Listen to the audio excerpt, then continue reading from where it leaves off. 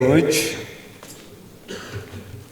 Your Excellency, the President, Your Excellency, the Vice President, former Vice President, all very important sovereign citizens here present.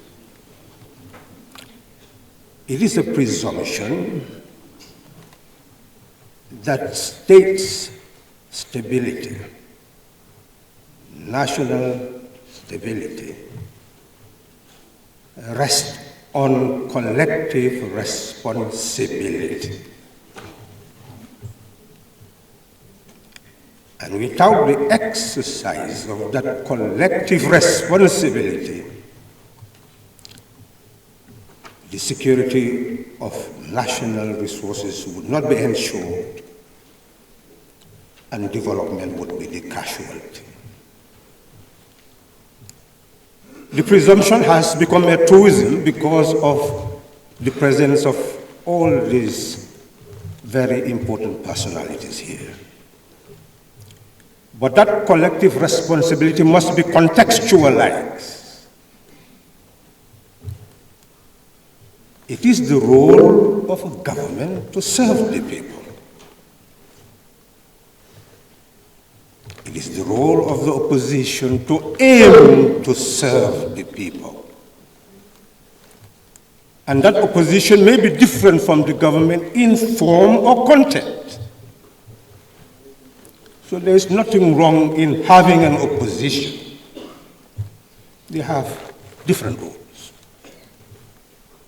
But essentially the discourse here is not to transform a dialogue into a partisan mechanism for discourse with the people. So if this discourse is to be properly situated, we must all put partisan hats aside and look at the nation and deal with issues in such a way that the sitting government or any other government will deem those issues to be pertinent to the development of our country and the stability of the state. In that regard, we must bear in mind that stability of nations, stability of the state, use of resources must rest on 4 pillars. The first pillar is culture. Not our general culture, but the national culture. We have to develop, we have to have an educational system. There must be institutions of socialization. We must train the people who are to serve as service deliverers, the nurses, the teachers, the technicians of all sectors of society. And if we look at our civil service, these are the people who will constitute that service sector. We must train them. We must nurture them. We must nurture sovereign citizens so that we become one, independent of our sex, independent of our religion, independent of our ethno-linguistic groups. We must become Gambians. But to do that, we must train them. That is why the educational system must be interrogated. Are we really training sovereign Gambians? Are we really nurturing sovereign Gambians who love country and people? That is the trajectory. And those people are the people who would be the builders of the nation that we hope to develop.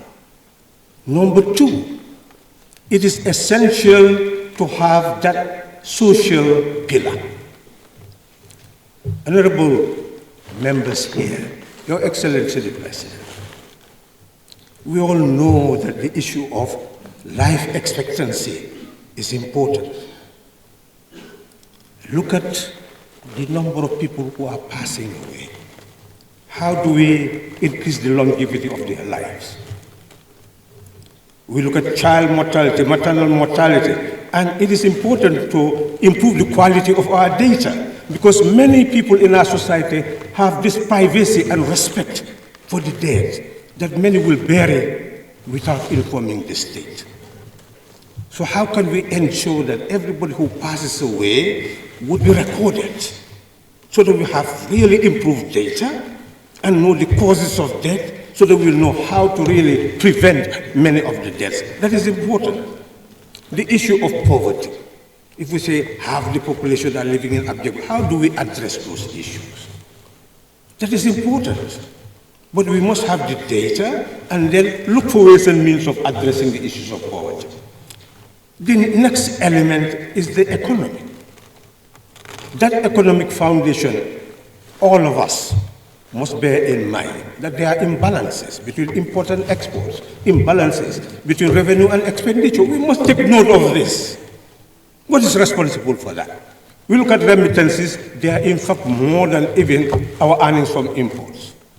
So we must look at all this, and we must look at all these correlations in order to find out why are we not able to build an economy which will move away merely from taxation in rendering services to be able to build a productive base to be able to address all the concerns. These are issues, national issues which we address. Not only that, it is important for us to bear in mind that the social issues are very significant, but we must move to the political issue, my last consideration, because that is the state that we have to conserve.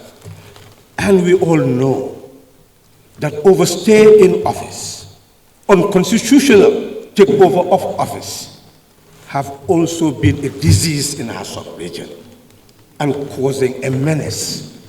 So we should sit down and look at these two issues: unconstitutional overstay in office, unconstitutional assumption of office. How do we save the Gambia from such a reality? How can we debate on our constitution, which we should now put to the fore, because it helps us to build a polity that we own? And we can all discuss this in order to shape a future that we own. So my take here is that this is the beginning of a very important exercise. The beginning of a conversation among a people to determine the destiny of a country that we own. Inclusiveness is necessary at this stage. And inviting all of us here is starting that process of a national conversation to determine whether you are in office or outside of office, what is your role in helping to build a stable state, a stable country, the harnessing of resources in order for all of us to benefit. I don't know how much time I have, but I would like to put this across, that we are talking about management of resources. But the real issue is generation of resources and allocation of resources. In my home, every morning, women will come from all over the Combos and descend on my street. And they are selling without urinals, without water, under the hot sun. Every single day, I cannot even get out of my compound. So, what is the relation between central and local government? Is the structure that we have in resource allocation really the appropriate one?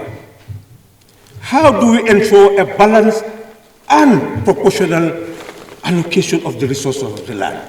Don't we need to change our budgeting system so that whatever is at the local level will be budgeted for at the national level, and we allocate resources on that basis? Could we continue to maintain this type of local government structure? Is it sustainable? These are issues we need to look at. Thank you.